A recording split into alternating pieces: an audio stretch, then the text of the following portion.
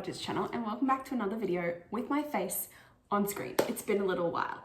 So today I have for you my 2022 reflection and 2023 goal setting. There was a time back at the start of 2022 where every month I filmed a goals video and a monthly reset. And to be honest, I really do miss those times, but we're gonna get into it today. We've got a few things to cover and we're gonna have a chat. We're getting it done. We're going to do a check-in on my 2022 goals. We're going to set goals for 2023. We're going to talk about my income streams in the new year, as well as the words that I'm focusing on in the new year and words I'm avoiding. We're going to talk about my 5-star reads from this year, from 2022.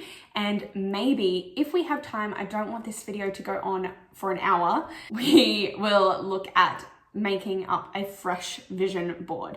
So you will see in the intro slides that are about to come, my 2022 vision board, and I'm going to be replacing that with my 2023 vision board. So let's go. I've been thinking, I want you to be happier. I want you to be happier when the morning comes and we see what we... I do want to say thank you to Carter Sullivan, who is the monthly reset queen and who I literally just watched her 2023 reset to stimulate my brain on what to do for my reset of the new year. So thank you so much for the inspiration, queen. We're going to get into it. So for 2022, I started out the year with my step pace planner and we set goals every month. We checked in every month and I actually wrote down on a brain dumping page my goals for the year. So while I did drop off using this halfway through the year, which is no fault of the planner is brilliant. It was my mental health that went, you can't do this anymore. It's too much of a strain. We're just going to get into it and we're going to chat about what my 2022 goals were. Here we have it, the spread that I wrote down with my 2022 goals. I split these up into personal and finance. And we're just going to get straight into it. So read 30 books. I have at this point in time on the 16th of December, I have actually completed 37 books. So yay, I achieved that goal. I did read 30 books. A lot of those were audio books. A lot of them were Kindle books. And that's okay with me as long as I'm consuming that content. Hit goal weight, 70 kilos. No, I do not weigh 70 kilos. I did not achieve that goal. Whoop-de-doo. I've had a lot of health issues this year. Walk dog weekly. This is another one that I did not complete. However, I have improved on this. I walk the dog a lot more frequently than I used to in 2021. And I'm really proud of that. I've been in a really good routine with it, especially the last few months of the year. 2022 has been a whirlwind, has been absolutely insane and crazy. And I'm so glad to say that, yes, this is on the up and up. So I am improving on this one. And then I had earlier in the year gone, oh, this isn't going to happen. I'm going to take it out of my goals list. And that is move into new home. But I've done that. I did not think it was going to happen, but we did in fact move into our new home. Then we have some financy ones. So no, I didn't pay back the IOG debt, the money that I owe my partner. And that is because we did have extra expenses. We did instead buy a house. We are instead going to Europe. That was a joint decision, so that's completely fine with me. Finish 100 envelope challenge. I did indeed finish that. Wonderful. 2K plus debt prep. No, I don't think so. I have been slowly putting more money in towards extra debt payments, but I have not reached 2K. 5K my home fund. Currently it's sitting at like $63, but I am going to say yes because I definitely saved 5K for my home fund and then now we have spent that on furniture because we moved into our new home. So I'm going to take that as a win. My cushion is way over 1K. I actually think it's closer to 1.5. Now, I earlier in the year highlighted off this one. So decrease side hustles like tutoring, like my retail job. And then I no longer work in retail. That's true. But I did pick up tutoring again, as well as a range of other side hustles. So I'm actually going to say for that one because I bought a new house and then decided I wanted to increase that side hustle again to increase that income, which isn't a bad thing, or is it? We'll see. YouTube monetized. Yes, indeed, YouTube is monetized, and I'm so grateful for that. I've actually had a paid sponsor now and have potential for some in the new year as well, and I'm just feeling so honored and blessed that this community has grown to a place where I can actually call it a business now. It's a little business, and I'm not looking at trying to pump that up to big numbers anytime soon, but I am very content with my little community. And then complete savings challenges. They might not all quite be complete, but I have completed so many savings challenges this year. I introduced ones I didn't know I was going to do and finished those. I have done an incredible job on my savings challenges. So it's pretty good, I would say. Obviously, my personal goals left a lot to be desired, but they were really big goals and we had a lot of curveballs, so that's okay. One of the main things that I wanted to actually cover is that when I was actually flicking through and looking at, okay, what goals was I setting for myself this year? And I just had a look at some of the monthly focuses and the words that I was using. But the things that I wrote down were healthy habits, rest, routines, health, physical and mental, stress less, calm. Those were the 6 words I used for basically the first 6 months of the year of what I wanted to focus on. And I just kept finding again and again that the things I wanted to focus on went against the idea of setting goals, went against the idea of planning and being productive. I actually wanted to take a step back from that. And that is why I didn't end up using the planner for the rest of the year. And it's not to say that I took a chill pill and I actually settled down. No, I really didn't.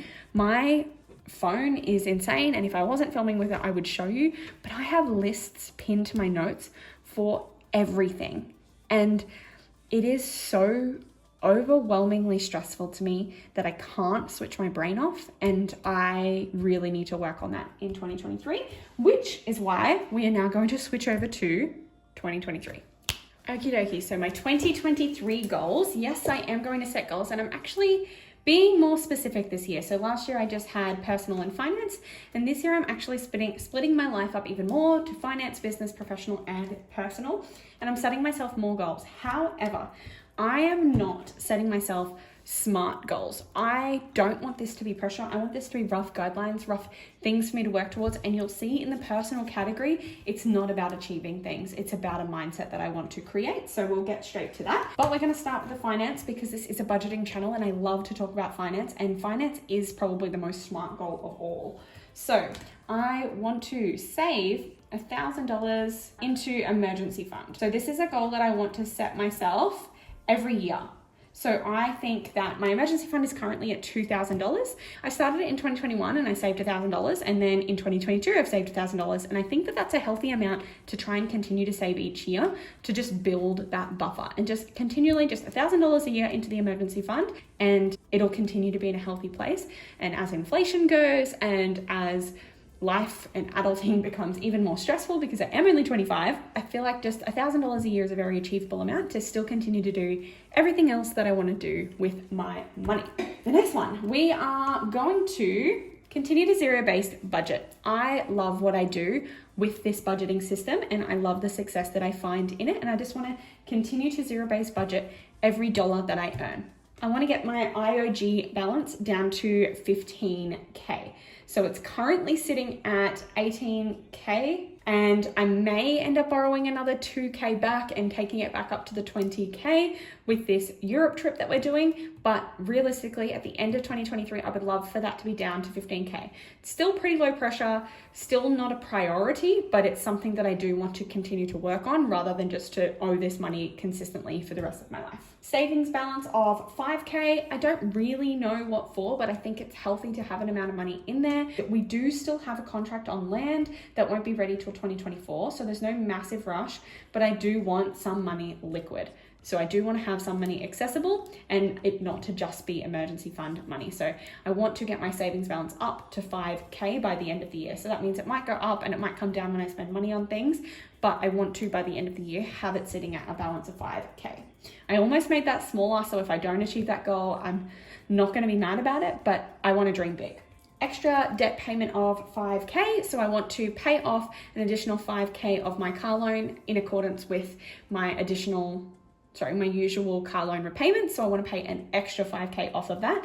This may end up just sitting in an account until my broker tells me, yes, okay, spend the money, or no, keep that money as more of a deposit for your land, whatever. But I want to have that money ready to go because I would love to pay my car loan off quicker. And I told you that I wasn't going to be setting SMART goals. So here's an example. I just want to decrease my sinking fund spending. So I found that I was budgeting a lot of money into my sinking fund, knowing that I would spend the money, but I really want to focus on spending less money in 2023, as well as decreasing my grocery splurging. I know inflation has hit the grocery budget, but I have a really bad habit of going over my grocery budget, and I buy so much food that I really probably don't need. I can simplify what I eat and stop going over budget. So I need to focus on doing that. All right, we're gonna move on over to my business goals. I wanna sign 3 paid sponsors across the year. It would be great to have 3 different sponsorships in the new year that are paid. I have done a lot of kind of gifted collaborations in the past, but I would love for brands that I love to reach out to me and actually pay me to create content.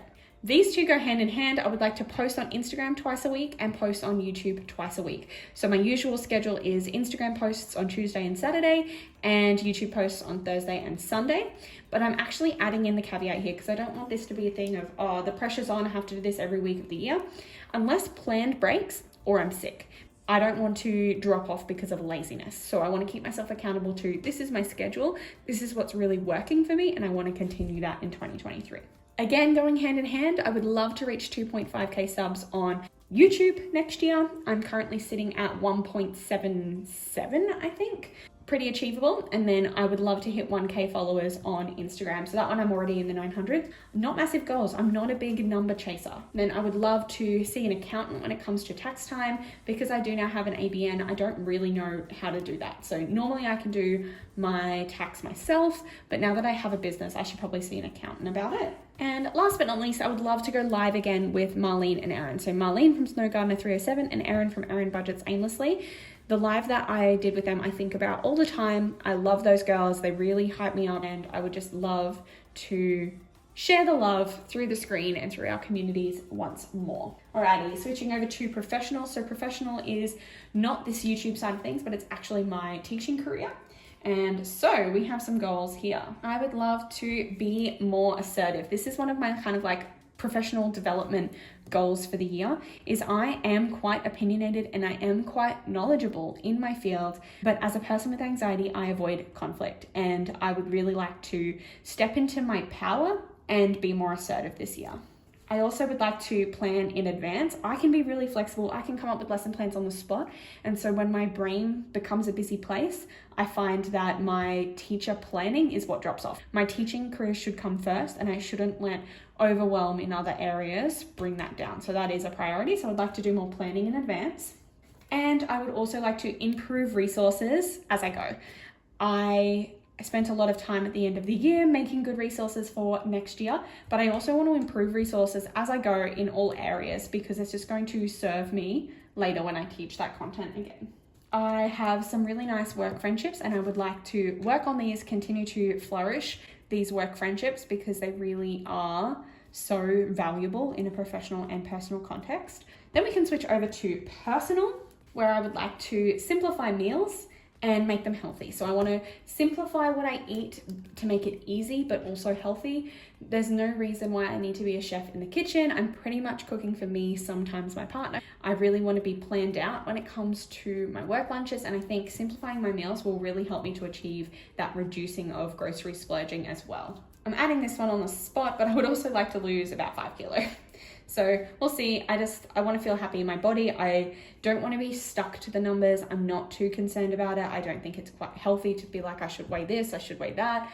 But I think that I would feel happier and healthier in my body if I did lose a few kilos. I don't know how well I will achieve this one, but I would like to save takeout for weekends. The caveat to that is going to be the fact that my partner sometimes works weekends, and then we have like a Thursday night where we can go out for dinner, and you know what, that's fine if I then don't eat out on the weekend as well. But I don't want to be eating takeout during the week when I'm lazy. I want to simplify my meals. If I have an easy go-to meal in the freezer that's healthy, I want to do that rather than ordering takeout because I'm tired and it's 7 o'clock and I haven't organized anything. I also want to do gym or some sort of activity like tennis or netball 3 to 4 times weekly. I want to be moving my body regularly, even if that is walking the dog. I'm reducing my reading goal to 20 books for the new year. When I set the goal of reading 30 books, that was in a time where I was decreasing my side hustle. My income streams and my different workloads are quite large for the new year, and therefore I know that I'm not going to have as much time to read. I also don't have much of a commute to work to be able to listen to audiobooks. I don't want to feel pressure and feel like I have to read. Reading is supposed to be a thing for self-care, so the lower the goal, the less pressure there is. It's achievable without any pressure whatsoever. And I would love to reach this goal and go past it, but I also want this to be an easy goal. I want to give myself slow mornings. So I have been waking up earlier in our new house. Both of us have, just the way that the lighting hits us, and we're really enjoying waking up earlier, but I want to actually give myself those slow mornings. That would be amazing. Similar to that, I want to prioritize health over hustle. I want to stop giving myself pressure of you have to do this, you have to do that, because that's the thing that you've said you're going to do. I want to make it a goal that I prioritize my health. If I'm not feeling the best, I want to be able to take a sick day. I want to be able to prioritize my health, because at the end of the day, I'm not going to have the hustle forever, but I will rely on my health forever. And again, on that similar boat, because these are my personal goals and I really want to focus on myself this year, I want to relax. I want to have less list anxiety. I just constantly feel so anxious about everything that I need to get done, or I want to get done, or I want to achieve, and I want to just chill out. So beyond this, I might use a different color and actually write down the words of the year. So the words that I want to focus on this year that I will incorporate into my vision board when I create that is going to be growth. I want to experience growth financially, personally, and professionally this year. And here are some ways that I would like to see that growth happen. Another word I'm giving myself for 2023 is flourish. And what I mean by that, I want to find success, but I don't want to force it. So I want to just flourish. I want this growth to happen in myself and things to work out. I want to do things, but I don't want to force it. I don't want it to feel like I'm constantly pushing to do more, because that's that toxic productivity that I constantly talk about that really does get me down. I think that if I do take a step back, I could also find growth and I could flourish. And then last but not least is pleasure. And what I mean by that is, it's very similar, but it's enjoyment, not productivity. I want to remember that I do this for fun. Budgeting is fun. My goal should be fun. I don't want to ever feel like I'm doing this because I have to. So again, the idea is pleasure. All of the things that I do in my life for extra money, I should be doing because I find some sort of pleasure in them. I shouldn't be doing them because they're on a list and because I need to be productive, or else. That's not a healthy place for me to be. So growth, flourish, and pleasure are my words for the new year. And if I just check back, what were my words of 2022? So my words of 2022 were prioritize, simplify, and routine. And it's interesting that simplify has come up in some of my goals again for 2023. Prioritize, yeah, that is kind of present in here. And routine is the one that stuck me, right? The routine of I do the things, I complete the lists has been one of those sources of pressure that I kind of want to take off. I'm liking the way that this has developed. I feel like this is more wholesome than 2022's goals. And then we're going to get to the naughty list. So these were the words I want to see in my new year, but what words do I not want to see? So the words on my naughty list this year, so the words that I want to avoid are hustle. We've talked about this. It's not healthy for me to constantly be hustling, for me to be talking about that toxic productivity sort of things. I'm not about it. I'm not here for the hustle anymore. The next one is busy. I shouldn't be busy all the time. I don't want to just be too busy for this or too busy for that. I come first. We are prioritizing health over the hustle, and therefore I should never be too busy for the things that I love or the people that I love or what I feel like I need in my life. And then last but not least, we are avoiding the term overwhelm. I avoid the word stress these days, and I found that I've just swapped out stress with overwhelm, and now it has that negative connotation. The only thing that's overwhelming me is my anxiety over lists and over that productivity, and I should be simplifying everything so that I don't feel that overwhelmed. And I understand there's times professionally, marking season, reporting season, where I will feel overwhelmed, but I really want to avoid these things. I want to make it my mission to take steps to avoid that state of overwhelm. That is this section complete, which means that there are just a few more things to go through. And one is I'm going to talk about my streams of income for the new year. And then we're going to get on to talking about my 5-star reads for 2022. Income streams. And am I going to use a colored pen for this one? I think I will. So income streams. So 2023, where I'm expecting to bring money into my life in 2023. First and foremost, we have my teacher salary. This is my full-time job. It is the career that I was meant to be in and that I am in. And yes, I will be receiving money from my teacher salary in 2023. The next one that I'm going to put is along the same vein, that is tutoring. So I have just one family I'm tutoring, and it's 2 nights a week that I do that tutoring. It's about 4 hours a week, and I want to continue that in the new year. I then have kind of some businessy things, but I'll do this one first because it's kind of a my choice thing. And this is octopus surveys. So my link is in the description. If you're interested, I get an email every now and then. I click on, I answer the questions, and I get some money. And then when it gets to $100, I check it out. So if you want to use my referral link, it's down in the description in my link tree. But it's so easy and it's extra money, so who could say no?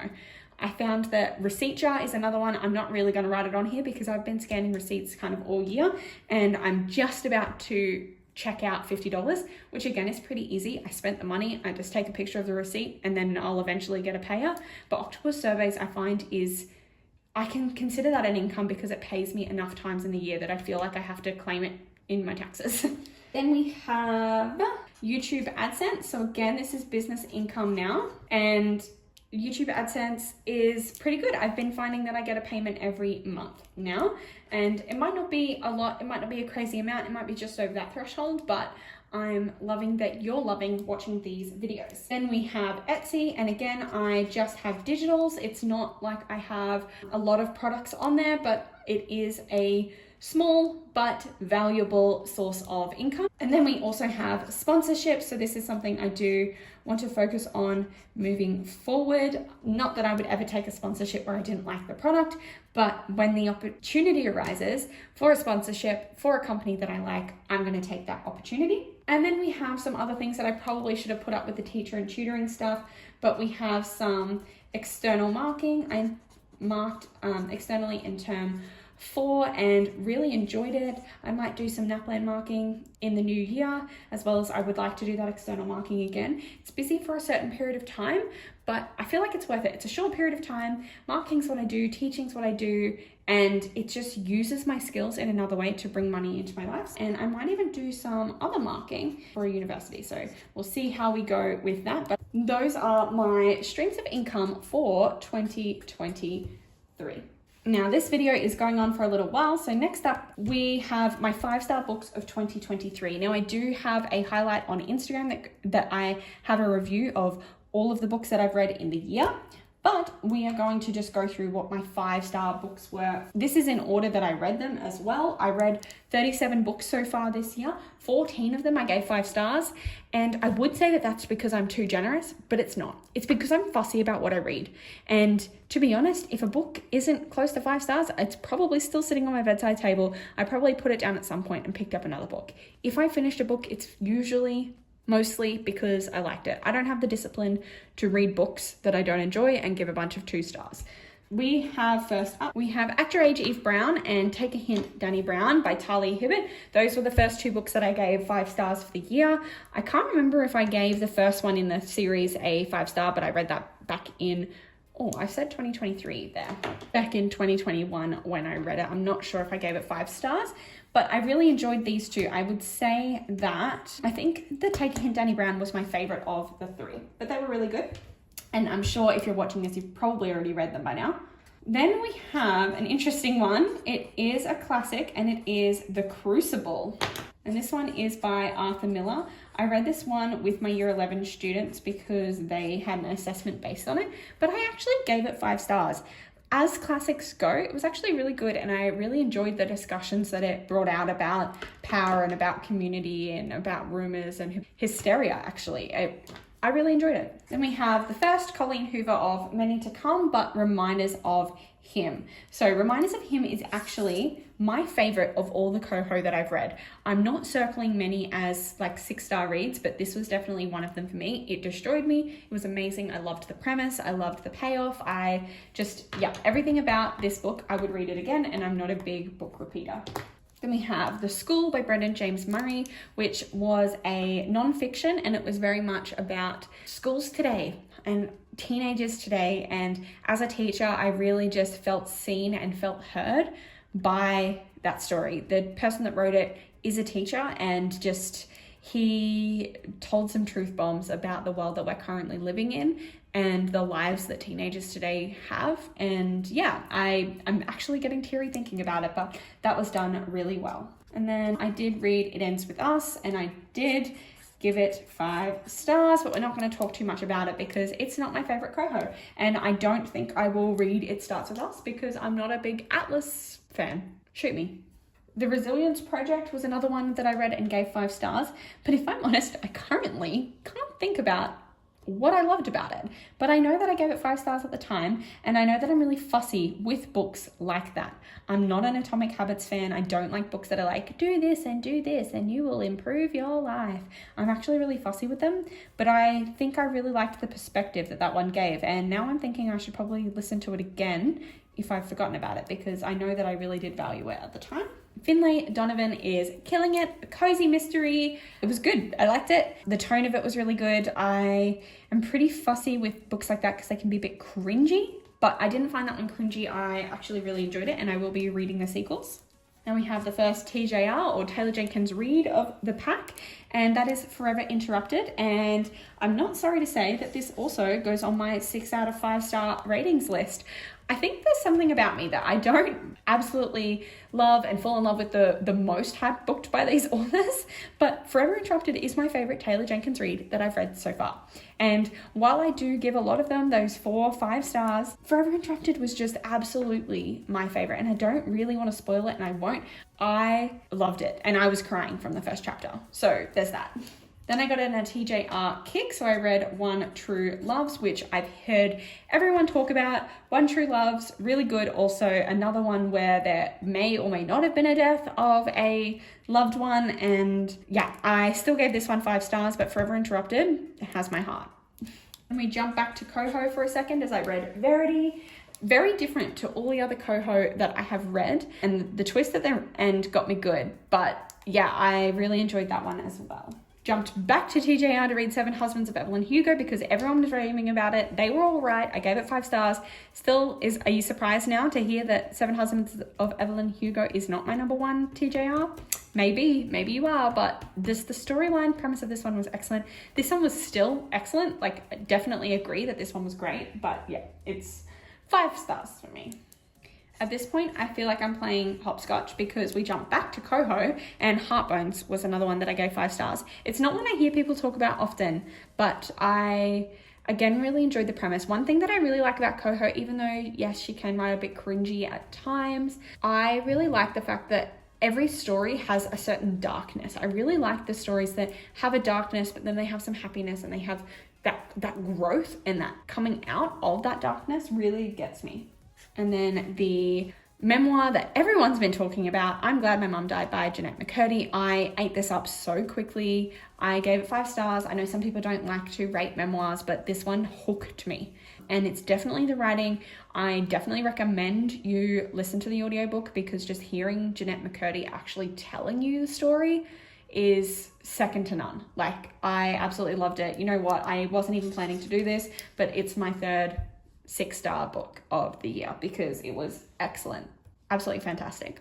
And that is a recap of my 5-star reads of 2022. Stay tuned for my vision board.